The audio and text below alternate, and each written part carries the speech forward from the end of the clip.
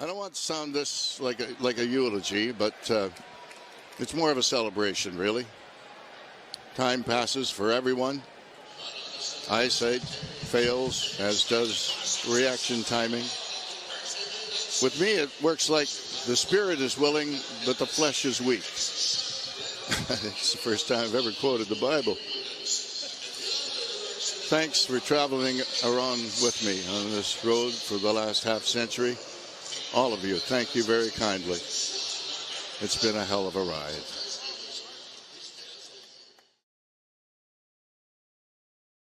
We are back with the Buffalonian podcast. I'm Joe Cali, and as always, I'm joined by none other than Dom Loss. And it's been a few days now since the legendary Rick Jeanneret has passed. Very unfortunate to hear. He's the best at what he did. A huge inspiration to all of the Buffalonians out there. Even if you aren't a Sabres fan, you hear RJ, you hear Rick Jeanneret, you know exactly who is being talked about. He's an icon, a man of the city, a man of Buffalo, even though he's not from Buffalo. He represented what Buffalo was. And, it's he retired, so we didn't hear a lot from him anyway. But now, knowing he's no longer with us, it's gonna be an adjustment coming the Sabres season. But our thoughts go out to RJ's family, of course, thoughts and prayers, and we wish them well. But Dom, what did you think when you heard the news late Thursday night? I mean, what a blowing loss to the Buffalo sports community and broadcasting community as a whole. Yeah, I mean, I think you just immediately remember all the great moments you had with RJ, and obviously, his last season, what a send-off they gave him on RJ night, and his final call being Casey Middlestat goal. Of course, it's a Middlestat goal, but whatever. I mean, yeah, I think it's pretty tough. It's a childhood. It's someone who was involved in growing up with you in sports in childhood, and to kind of really didn't hear a lot of news about his health condition, and to know that all of a sudden it kind of was like. Bad. It's definitely they kept it under wraps. His family. It was so it's 2 years worth of multi-organ failure. So. Yeah, so it's definitely one of those situations where you kind of like lose your breath a little bit. But it's great celebrating RJ and what he did to create Sabres fans like you and myself and Moose, the producer, and so it's heartbreaking. But I know the Sabres did a fantastic job. The last couple of days, talking about RJ and celebrating the great life he had, and also what they did his final season, and what they're probably going to do in the beginning of this season will definitely be very very interesting to see what they do. Yeah, his name's in the rafters already, so it'll be probably a big spectacle, and I'm looking forward to it. But we do have a little bit of Sabres news today. Unfortunately, we won't be hearing Gummy Bear in the stadium anymore at home games. Not like we did anyway. Well, potentially if they give him some respect, if he scores for Anaheim and Buffalo, maybe. I don't think they would. I'm going to be honest with you. So, Ilo Lyubushkin, however you pronounce it, defenseman. He signed a 2-year contract. He's not finished with it. So, okay. I mean, he was kind of bad anyway, in my opinion. What did we grade him on our player grades? I forget. D or C, something like that. Low C, high D kind of range. What do you think of him being traded for a 4th-round pick in 25? You think that's a win? Oh, yes. Well, I mean, it's a win for multiple reasons. One, I don't think they're going to do anything with the salary cap, but getting $2.75 million off the books is never a bad thing, especially if the Sabres find themselves in it late in the year and they want to add a piece. We all know a lot of value in the trade market. The trade deadline comes with retaining salary, and the Sabres have the salary to just take someone's whole salary and not have to, add an additional asset for it to be half retained or something like that is very beneficial. Also, the fact is the Sabres had way too many defensemen, one-way contract defensemen, where they would be subjected to waivers if they were waived if they went down to Rochester. So they still have to make another move. It's probably going to be someone waived, Stillman, Bryson, one of those two probably. But it seemed with the moves of Eric Johnson and Connor Clifton that they were kind of set with their six of those two, Yoki Haru, and then having Darlene Power and Samuelson, obviously. So it seemed like there wasn't really a clear roster, I shouldn't say roster spot, but spot in the starting lineup for Lyubushkin. And at that point, for making nearly $3 million. It's, when you can have someone like Riley Stillman fill the role as a seventh defenseman, fine. It was a good move to move on. A fourth round pick is a pretty decent pick. I think it's Minnesota's pick. That the Anaheim got when they traded John Klingberg to them from the deadline. So Okay. it's a decent fourth round pick. It's something really flashy, but to get an asset for a player that it's also a situation on the ice, his actual playing on the ice it seems to be an addition by subtraction. He was very bad last year. Unfortunately, he suffered some injuries, so he probably was never really 100%. But he really wasn't that great defensively. Was brutal as always offensively, and he took way too many penalties. And obviously, with how bad the Sabres are at the penalty kill last year, it really hurt them. So yeah, him and Bryson were kind of rough. Yeah, I think getting him off the ice and then getting an asset and also getting the salary cap, it's a good move from GMK. Yeah, Kevin Adams shouldn't say never disappoints, but he has not disappointed on this move. It's been solid. I like it. I do think, Gummy Bear is a shame, but it's not like we heard it a lot anyway, so what are we really missing out on there? Nothing. He didn't really do much, but, I mean, are you thinking they might actually do that and play it if he scores? No, I was being incredibly sarcastic. It's like there's no shot that happens, but No. I think Bryson's the next one to go. I hope he's the next one to go. Just really, what do we give him? We gave him like a D or a C last year. It's gonna be interesting. That's definitely gonna be as in the next month when training camp begins for the big club, the Sabres. It's gonna be interesting to see what happens with the depth of the roster. Goalie. Does Comrie make the roster? Does he not? So would they carry through or not? That would impact how many skaters you would keep. Who is going to be kind of the depth forwards on the team? Who's going to be playing in Jack Quinn's spot? Who's going to be kind of take? I don't know if they're going to carry 8 defensemen, but who's going to carry? I mean, if they carry only 7, who's going to be the 7th and who's going to be the odd man out? So there's definitely a lot of position battles and definitely a unique off season still kind of ahead before we actually get some actual game film. Yeah, I mean, I'm right there with you. That's about it for the Sabres, though, right? Anything else really poking out at you that we want to bring up here? Or? I do have to say, Dahlin was ranked 7th in the top 20 for defensemen, and Tage, I believe, was ranked 9th in center. So, there we go. Credit to them. That's a cool accomplishment. A little round of applause for him here. Congratulations. Congratulations to them. I still think it's absolutely ridiculous that I believe 3 was Mio Heiskanen. Actually ridiculous that he was ahead of Rasmus Dahlin. I was dying on that hill. Both are incredibly good defensemen, but I mean, those Dallas fans really make me angry because it's just Heiskanen was not that good offensively until last season. So, I mean, Dahlin put it all together last season. So hopefully, he was 7th this year. Hopefully this year.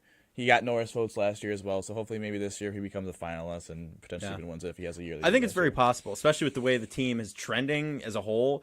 That only helps out individual statistics as well. It's also kind of like I'm trying to think of a player on the top of my head, but like in the NFL, like it usually takes the second year to really get recognized. Like you break out year A, but it takes year B to finally get the recognition you deserve. It's kind of like a little bit like. I guess if you want to say like if Jordan Porter finally making first team All Pro, like he played at first team All Pro levels for a couple of years, but it took him that resume and that build up the reputation to then finally make the honor. So right. I think that's the situation with Dahlin is that last year he made the jump to being a Norris, a top 10 legit top 10 defenseman. This year I think he'll take another jump to be a top 3 and then. Who knows? Maybe one day our guy will be number 1 on that list. Hey, don't write it off. I mean, Dahlin trending upward for sure. It's going to be exciting to see this team. I mean, I've talked about this before, but most recently I've been talking about it, and it's like, yes, the Bills are always exciting. They have been for the past few years, right? Like, especially since Allen's come onto the scene and the team's really taken that jump to deep playoff pushes, right? The Sabres, I mean, mediocrity for the longest time. And, going to these games and just seeing the differences every time we go and them excelling, it's so exciting. I'm really looking forward to the season. I know you think it's there's a possibility of a regression. I think we talked about that. But I personally, this is the season they break the playoffs, and I think they're scary. Teams will be scared of them. I think this is a season where there are many, many different outcomes, and the Sabres have not done a good enough job in this offseason of making sure those outcomes are mostly positive, I would say. Yeah. I believe the Sabres have not done enough to ensure that this will be a positive season, though. I think that's objectively true. Like, when you only add two really kind of third-ish pairs right shot defensemen, and you're only kind of adding Devin Levi and, you know, kind of growing up and in, like, that's great and all, but that doesn't mean, you know, there's possible for people to regress. I mean, there's some people that might not take the jump. You know, we kind of saw that with Peyton Krebs and all that. Like, some players may never take the jump. Some players may have a down year. Like, Jeff Skinner has been the definition of that, and then it's hard to be a rookie goaltender in the league. So, and they don't really have a legit goaltender. So, like, Yeah. I sound very negative. I still believe that the Sabres have a good chance to make the playoffs, but I think there's a sense of realism in what you're saying, But if too. you're being real, the Sabres organization has not done a good enough job this offseason to ensure that this season will be positive. Yeah. Especially if how much pressure is kind of building on them. Like, there's a real chance, definitely non-zero, that they tank the bet. I'm not saying they're going to finish last in the Atlantic because Montreal sucks, but I mean, there's a real chance where they're kind of, it's a disappointing season, kind of like what Edmonton, Detroit did last year. So it's definitely going to be fun though, and listen, they still got a young squad, so it can still go up even if they go down. So I mean, sure, I still think I still think they will make the playoffs, but I think how far they go. I think it's not even how far they go. It's if they make. Once you get in, Florida proved you could do anything, especially when you have a team that could score like the Sabres. And as long as your goalie gets hot, you can make a run. But yeah, I think they got good experience last year. I think this is a big year for them to take the next step. But again, as I said, if they don't take the next step this year to the playoffs, I think we're really going to see a more aggressive Kevin Adams in the summer of 24. Yeah, absolutely. I mean, I wanted to throw that in there, a little season preview for the Sabres. But now I think it's time to move into some Bills talk. And boy, oh boy, after that preseason game against the Pittsburgh Steelers, did a bunch of early 2000s Bills fans come around? I think a lot of them did. I mean, I saw a lot of them online like, oh, the season's tanked already. What are we doing? We're not even going to make the playoffs. I mean, are we – yes, was it a little – the O-line is the scariest part. Allen did what he could. I mean, Spencer Brown, we were second and 34. I was like, what is this, Madden? I don't think I've seen this in a real game before, but real game, preseason game. But what were your thoughts going through that game? I mean, there are some positives to take away. Allen still did outperform Tua after that, first throw interception for the Dolphins. But what do you think? I think with the Bills, I guess the most concerning part was their lack of professionalism. Yeah. It's not really a thing that happens very often in the McDermott era, but that was one of the more unprofessional games I've seen the Bills play. Mm-hmm. And you saw it from the opening snap, having literally 10, not in 10 personnel, literally having 10 people on the field for the offense. Yeah. Now, they did get an 8-yard completion to Dalton Kincaid, and he was obviously one of the bright spots, but, there's too many penalties. I know Spencer Brown, I think, got the black in the back. Wow. There you go. You mixed the words. There you go. I know. Yeah. Wow. That penalty was a little ticky-tack, but the holding was definitely a hold, even though it was a nice play to Allen to Davis. That was a sick play. But I thought the Bills' playmakers played well. I thought Josh played well. Obviously, I think he had to deal with the cards he was I dealt. believe he got told not to run, and when he took off to run on that one play when he got sacked, he was he ran 2 yards out of the line of scrimmage and was like, "Oh, I'm not allowed to run," and ran back. Then he circled back. That's what I believe, is that he was told not to do that. And so if he did that, I don't know if he would have made the first down, but maybe. So that drive is always kind of weird. But yeah, just too many penalties. The defense, the first team defense, man, really that run, 65-yard touchdown run. I don't think there's anything other the word to use other than very unsatisfying from all ends. Like the D line, not a lot of pressure. Poyer didn't look very good on the, that was a bad angle. Yeah. The linebackers got sealed off, and Tyrell Dobson, I think, is going to get cut because, I don't know how he... I think Williams will I don't think that, but You don't think so? No, because he's not really playing middle linebacker. He's playing mostly third. I know he's started to get some reps, so I think there's potential per se. But I think it's if Terrell Bernard comes back healthy from the hammy, I think he'll be the week 1 starter or AJ Klein at this point. Yeah. I think Terrell Dodson has played himself. I think Terrell Bernard honestly is probably one of the bigger winners in the first 2 weeks of the preseason and hasn't played a single snap because of injury. Because eyes have been on him. everyone else, no, but everyone else in the competition have really. I mean, I don't want to swear on the pod, but like crap the bed. And You can say it. no, I'm not. I'm not. I have the restraint not to. But Okay. middle linebacker. Shit the bed. I'm gonna Okay. say it then. I think the frustration for me is this team seems to have done a really good job in the offseason of adding weapons. Like I like Hardy, I like Sherfield. He had a really nice catch. Kincaid looked really nice. Yeah. And I also really liked the interior offensive line. Like I thought Connor McGovern was really solid. I thought Osiris Torrance, even though he was graded bad by PFF because they're PFF, but I thought he was really solid as well. Like I think the interior of the offensive line, I think he'd make a case it might be the best interior offensive line in the Josh Allen era or the Super Bowl contending era. Like I think if Osiris Torrance plays his capability and Connor McGovern solid, and you always have Mitch Morris, like I really like the play from the interior offensive line. It's the tackles that were concerning. Deion's Deion. Like I just think there's a lot of like when you talk about 2000 Bills fans, there was just a hive of really anti-Deion fans. Yes, And I noticed that. Yeah, I don't really know where it comes it was from. wild. It was get Deion out of here. I'm like, we're getting Deion out before Spencer Brown. Are we serious? Like, what are we talking it about happens right every now? once in a while, like the 2021 Steelers game, the Saints game on Thanksgiving. I'm trying to think if there was a game I'm blanking if there's any game last year. I think the Bengals game, you might say, was one. But Yeah, the playoff game. there's like a couple of games every time where like Deion has a bad game, and like people just like are like, oh my god, we gotta get rid of him.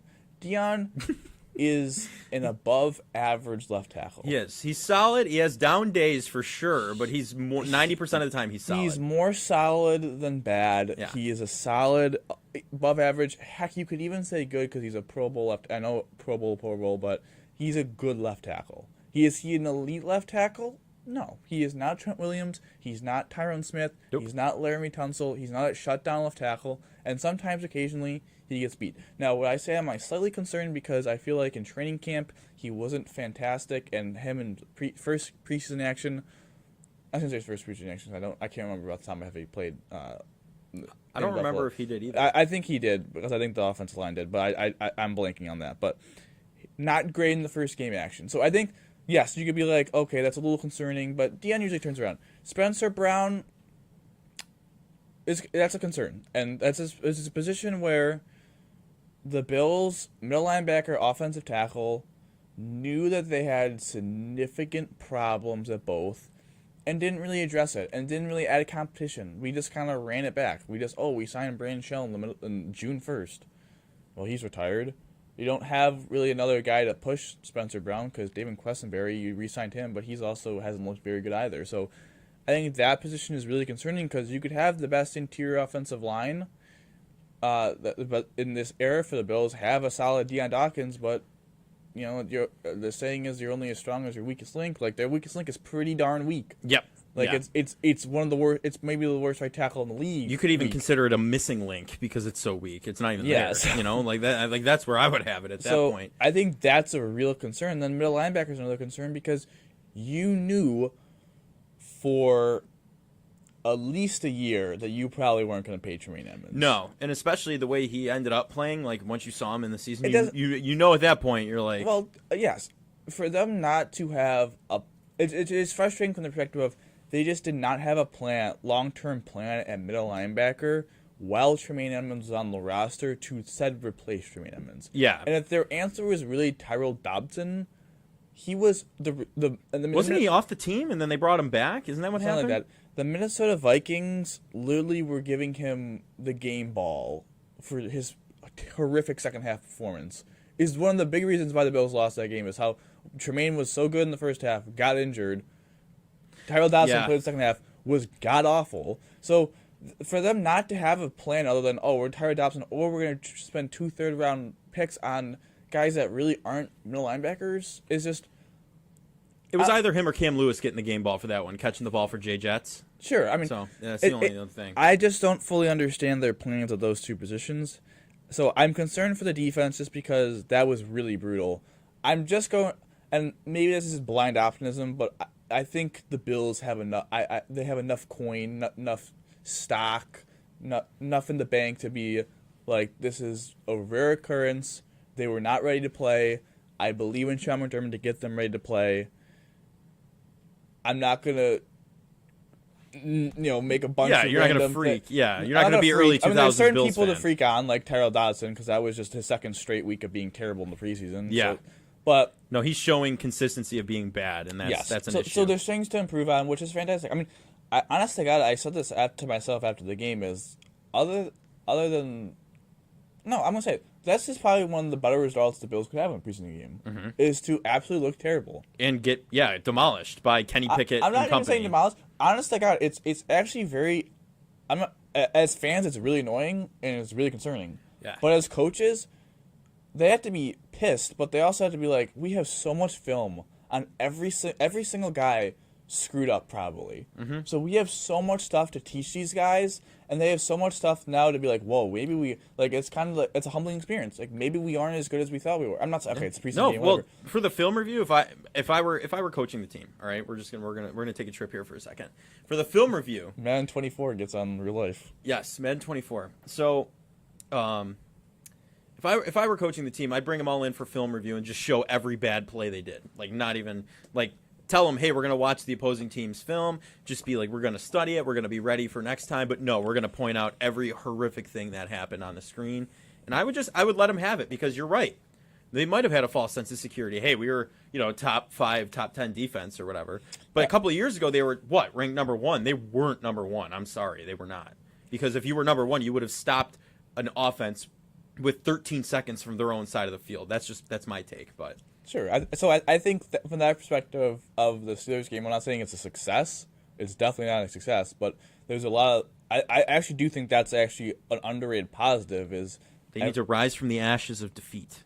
I don't care that they lost. I just care that they looked bad, and when the players look bad, the coaches look bad, and the coaches don't want to look bad. So there's a lot of things to learn. I also didn't really realize that in preseason you don't game plan for your opponent, which I think is bizarre. I did not know Yeah, you just let it fly out there. You just let it fly. Yeah. I understand, like, oh, you want to do your plays, but, like, I do this. Is this an excuse? Is this just a fact?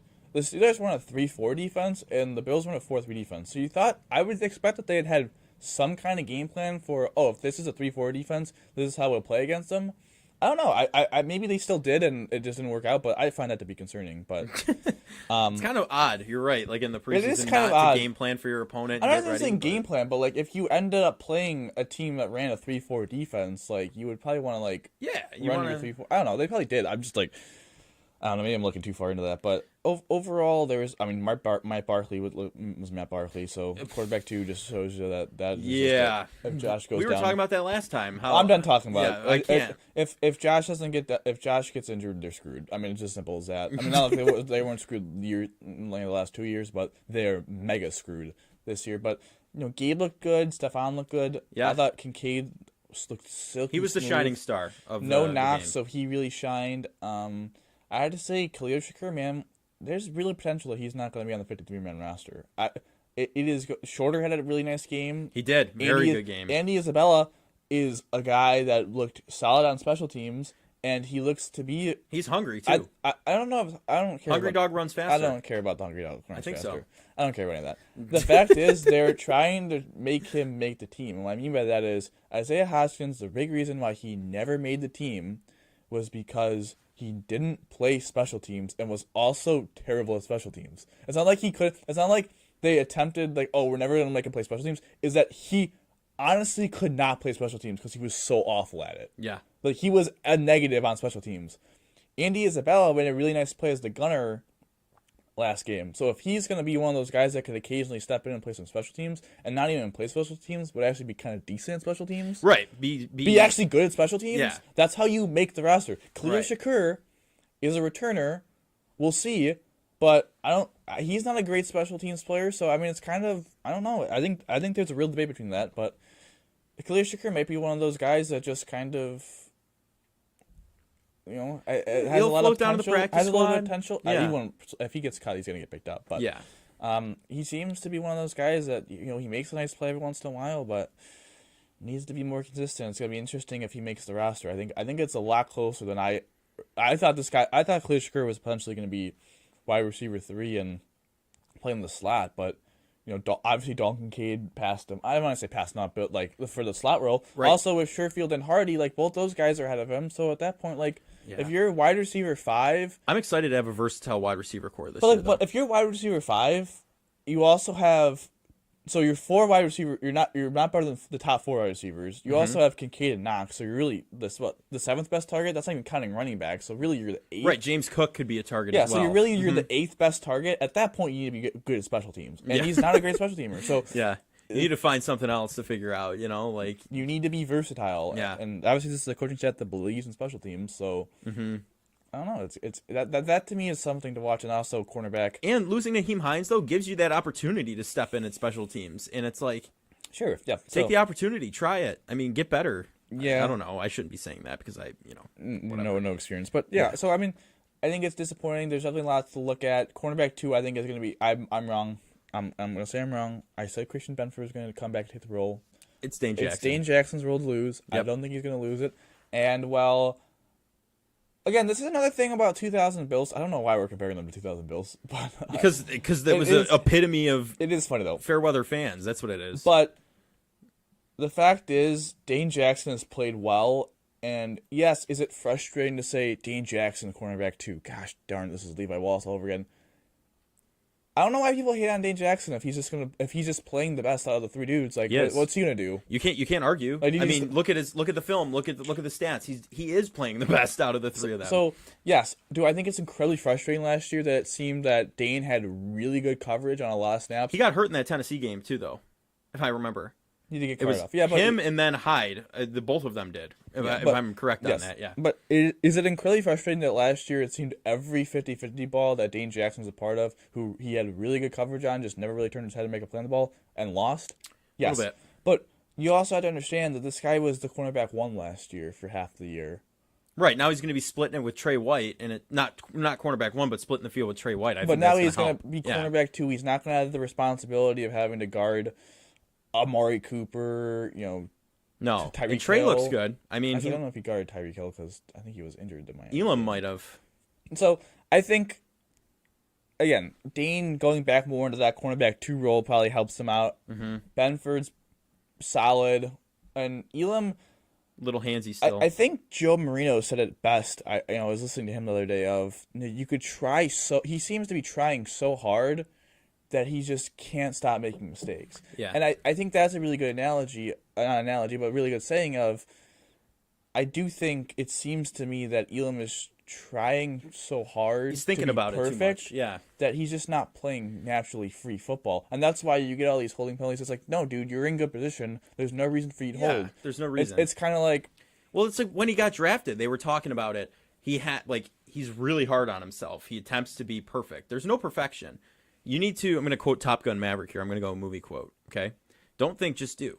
Like, you have to think a little bit, of course, but go out there and play your position the way it's meant to be played. Stop overthinking and trying to be perfect. Sure. You're not going to be. Like, at the end of the day, you got to just go for it. He's a smart football player. Yeah. That's why they He's drafted proven him. that, yeah. He obviously knows the scheme of being a smart football player. He's just got to let go and just let his instincts fly. Yeah. But too many holds, too much inconsistency. Same thing kind of with Shakur. I'm not saying he's going to get cut or trade. I mean, he's a little different from Shakur, obviously. Yeah. But there's a potential that he's a game day inactive, sure. Because, again, he doesn't play special teams. And, you're going to have Benford as the third outside corner. How many more guys can you really have as your... Especially when you have, probably going to have Rapp, maybe Hamlin active, so you have 4 safeties. Your top 3 outside corners of Jackson White, Benford with Taron Johnson, Saran Neal. That's 9 defensive backs. Yeah. That's a lot to have as a game day, and then having a 10th one, Elam, who doesn't play special teams. That's kind of a lot of defensive backs to have active on a 46-man, game day active thing. So, game day active roster, I should say, nothing. But Yeah. I don't know. But I mean, I guess we're looking for. I don't know what I'm looking for in the third preseason game. I don't know if I'm even going to watch it. I'm going to be 100% honest with you because it just watching this one just I don't know, like didn't make me as bad as like we've been talking about the early 2000s Bills fans, but it just kind of was like, okay, why am I putting myself through this? You know, like it's preseason.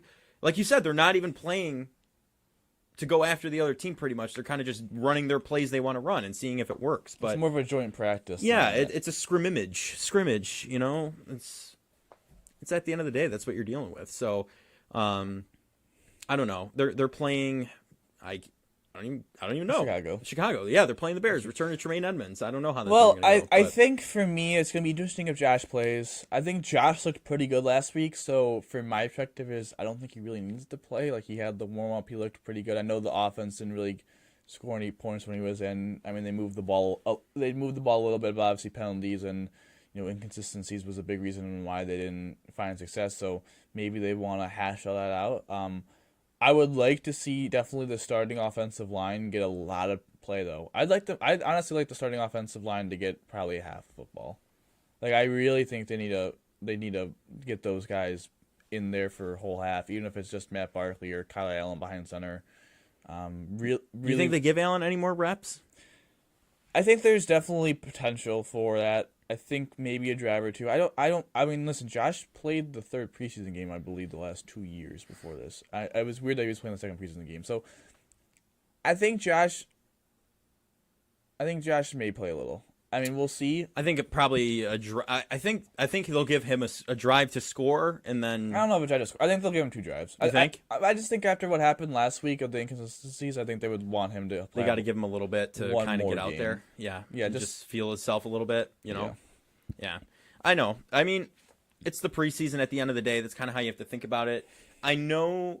I actually put a poll up on X, and I was like, is the preseason excuse valid, or should we be absolutely worried? It was 60-40 absolutely worried and valid. I don't know. Like, I really am not, because most times too, your preseason playbook is not what you're going to be running in the regular season too. I'm not worried about the team.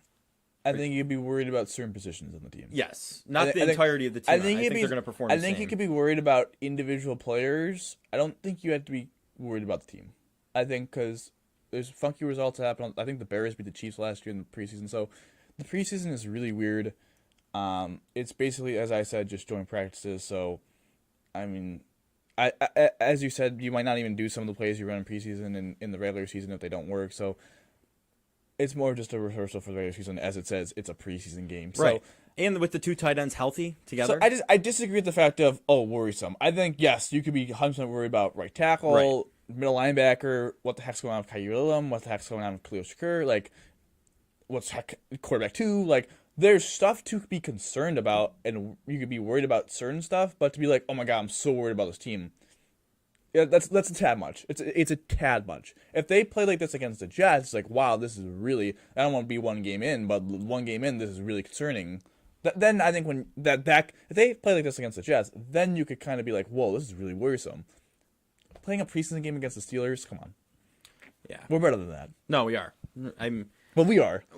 We are. Yeah, we're better. Whatever. I'm not even gonna talk about it anymore because I think it's just beating a dead horse at this point. But I do want to get into a little bit of just league talk here, and also just mention this is the final episode of season 2. No, we're not making as big a deal of it as we did at the end of season 1, but we're gonna take a week hiatus, get all of our ducks in a row for the start of Bill season, and we'll be back with season 3 of the Buffalonian podcast. It's wild. We're approaching 100 episodes too. After this one, there's going to be 5 or 4 more. One. Yeah, this will be 95. So 5 more episodes.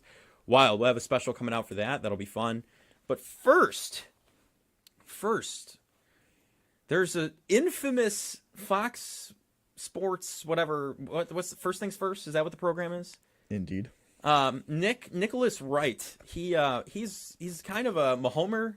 He doesn't really like Josh Allen. It seems he likes to go after clicks, as we'll say, but he likes to attack the Bills fan. Not attack, but rile the Bills fans up. So if you could play the clip, we got something for you here. Yeah, welcome to the party, America. Some of us had Mahomes Burrow as 1-2 all year last year. And we were told, no, it's Josh Allen, Josh Allen. So I have no problem with Burrow at 2 because that's where I've had him for 15 months. Allen at 3 is once again a figment of the media's imagination. Over the last 2 years, Josh Allen, how many combined picks and fumbles do you think he has? 50. 5-0. There's only other guy in the 50s is Matt Ryan, it drove him out of the sport. He was like, I'm out of here, I'm gone. I will just give you, again, it's a very basic stat, but passer rating by year for Josh Allen and his ranking in the league. And much like his game by game, it's a bit of a roller coaster, and nothing tells you it's elite. Nothing. In 2020, it looked like he was on the verge of becoming elite. And then in 2021, he took a huge step back. Last year, he took a bit of a step forward. And then Brew will try to do this fancy math on, but he's an all-time playoff great. But he's not. He had one good playoff run. That's it. And by the way, that one good playoff run, he went 1-1. In 2021, he was awesome. In the rest of his playoff career, he has not been. And so why is he a top 3 quarterback? Tell me. I can't help but just sit there and laugh. Like, I really can't. I mean, he's clearly trying to get a rise out of Bills fans, but I did a little research after seeing this today, okay?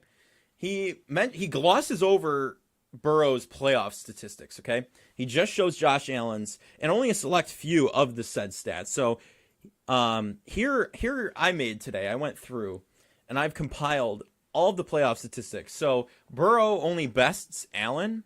And by the way, none of what Nick Wright said was wrong. I'm not trying to argue regular season stats. Everything he said was true, okay? But postseason, he glosses over the glaring differences here. And I also have more than what's on here.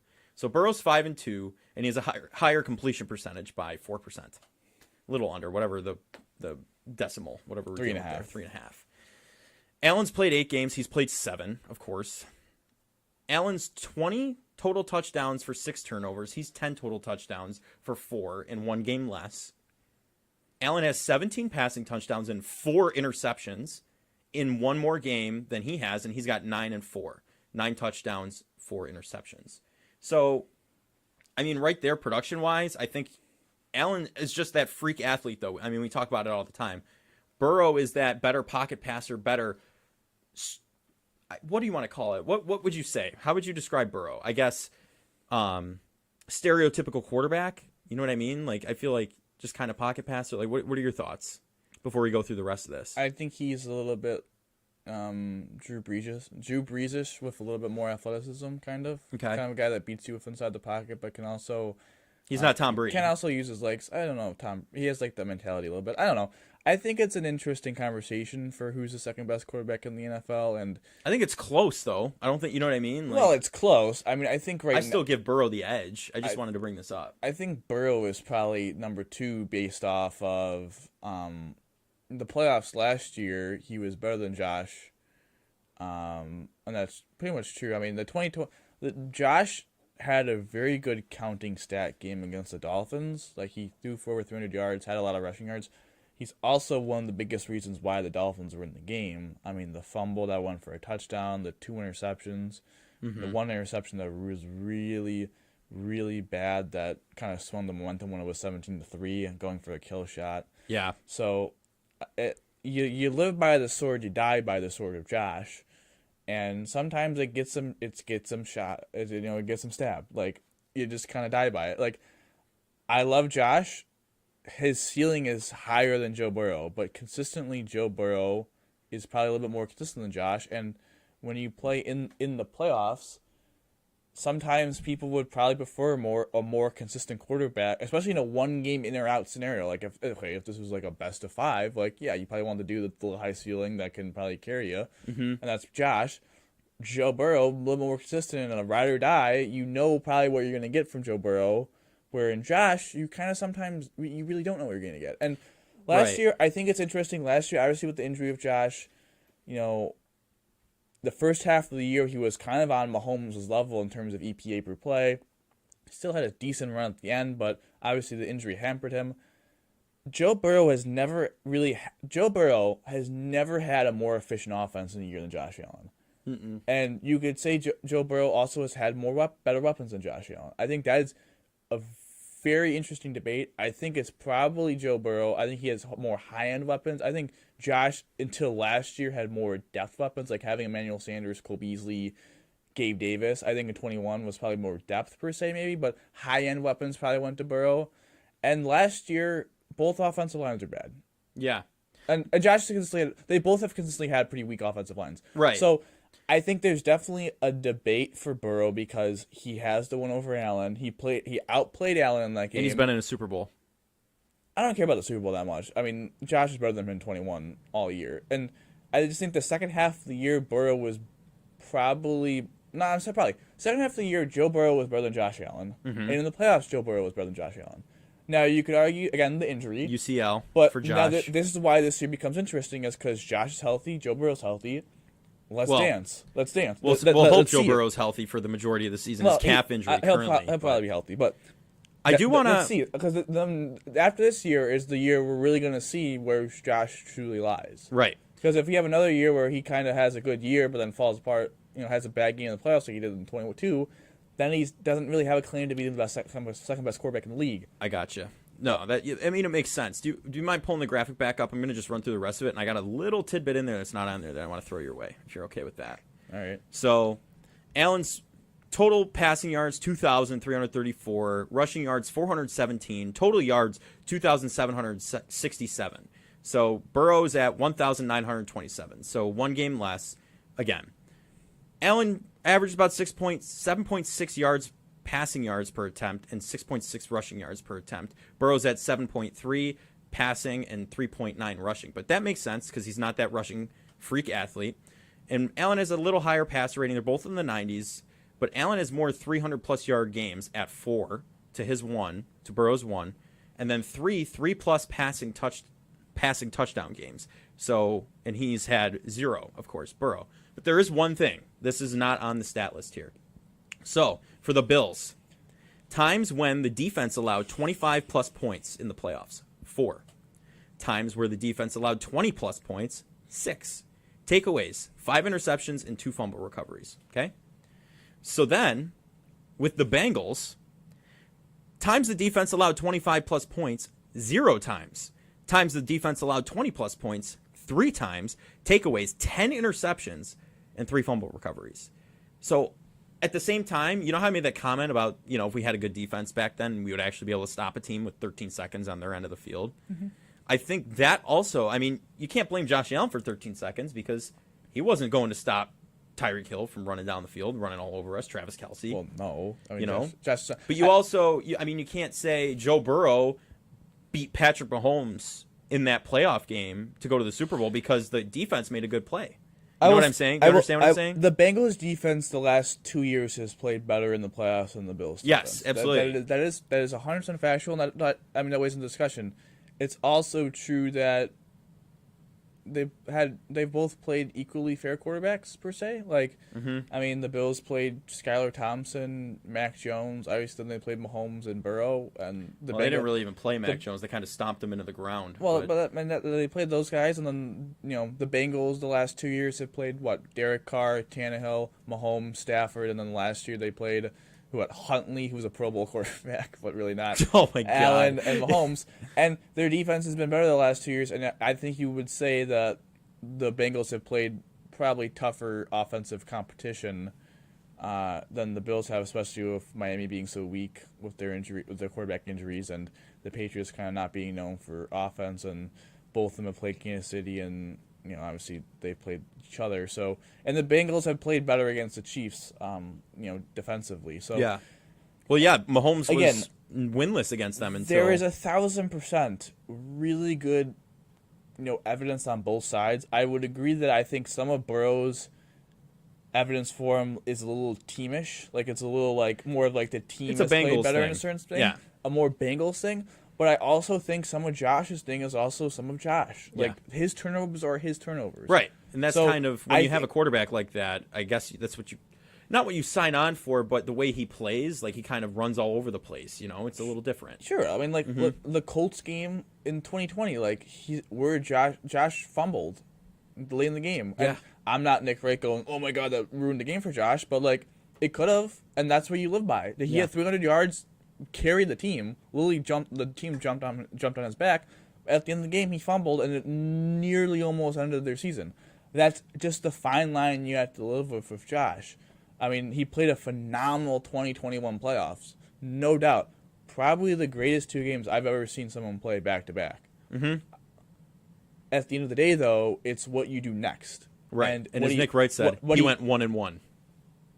I don't care about that. Right, exactly. But I don't care about wins and losses. I think that's stupid. But what did he do next? Well, what he did next is he had a kind of topsy-turvy game against the Dolphins in the playoffs that let a team that should not have been, a 3-point game be a 3-point game, and he didn't play well against Bengals. Now, again, is there factors of injuries in place? Absolutely, but that's what happened next. So now it's for Josh is like, what can you do next? Can you rebound? Not even get a 21 form, but can you be more consistent in the playoffs? That's the challenge of him. All quarterbacks have challenges. Even Patrick Mahomes did with the turnovers in 2021. He ended up fixing it and won another Super Bowl. It's as much as I love Josh, and I believe Josh has all the capabilities to being the second best quarterback in the league. He's got to go out and prove it. He doesn't have it right now.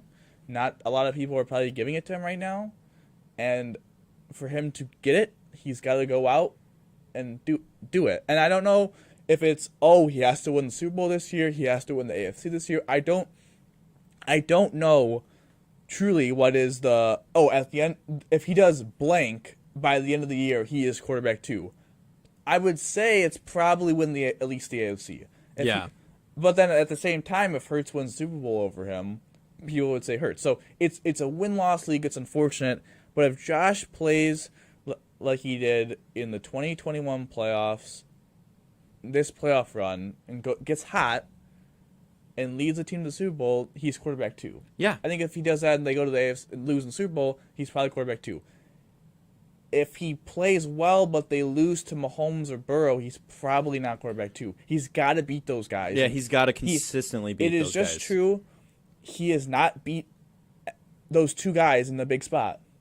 His 2 wins against Patrick Mahomes are in the regular season, like in week 5. Arrowhead in week 5.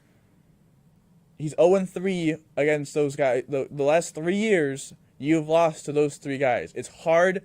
If he loses again to those guys, it's hard to make an argument that he's a top 2 quarterback when arguably the top 2 quarterbacks in the league he's 0-4 against in the big moment. Now, again, 21 really wasn't his fault, but it's hard. It's hard. It would be hard for us to make an argument. 0-4 at one point is 0-4. Yeah. Like there's a certain like wins and losses I think are dumb to an extent, but at some point when you're stacking up against each other and you're comparing all-time great players to each other, eventually the wins losses do kind of have to matter a little bit. Yeah. No, absolutely. I'm right there with you. I just wanted to bring that up because I think it is more of a discussion than what people are leading it on to be. You know what I mean? Like there is, there's validity everywhere for it. I mean, Joe Burrow's a great quarterback. I'm not sitting here trying to bash that at all. All I'm trying to say is, we can look around and see what exactly is happening here. But anything else before we cap off season 2? What do you think? I'm all ready to get going to season 3. I know I am too, for Bills season, Sabres season, and maybe another Bandits championship. We'll have to see. We'll be there with you every step of the way. But for season 2, that's going to do it for this edition of the Buffalonian podcast. I'm Joe Callie, and as always, I'm joined by none other than Dom Loss. And Dom, for season 2, how do you always end these, buddy? Go Bills, baby. Go Bills.